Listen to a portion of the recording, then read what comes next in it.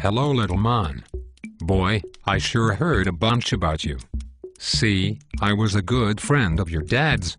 We were in that Hanoi pit of hell together over 5 years.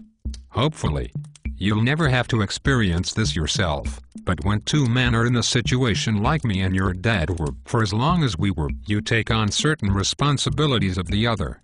If it had been me who had not made it, Major Coolidge would be talking right now to my son Jim. But the way it turned out is I'm talking to you, Butch. I got something for you.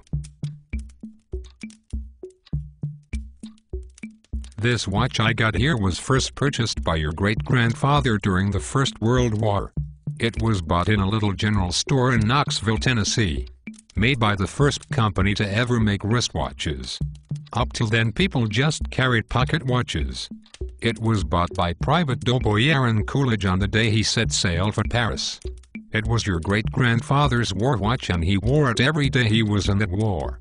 When he had done his duty, he went home to your great-grandmother, took the watch off, put it in an old coffee can, and in that can it stayed until your granddad Dane Coolidge was called upon by his country to go overseas and fight the Germans once again.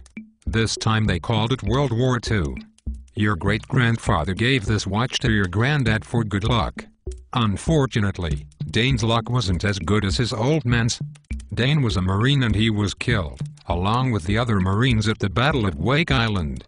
Your granddad was facing death, he knew it.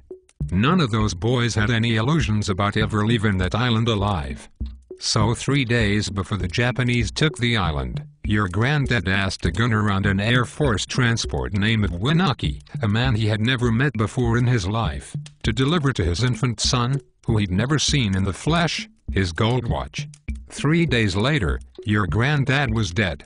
But Winaki kept his word. After the war was over, he paid a visit to your grandmother, delivering to your infant father, his dad's gold watch. This watch was on your daddy's wrist when he was shot down over Hanoi. He was captured, put in a Vietnamese prison camp. He knew if the Gooks ever saw the watch it'd be confiscated, taken away. The way your dad looked at it, that watch was your birthright. He'd be damned if any slopes were gonna put their greasy yellow hands on his boy's birthright.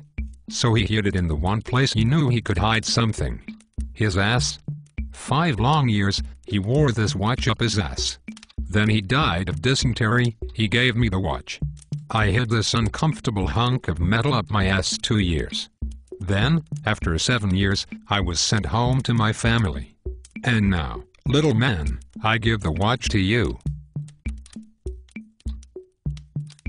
Yuck.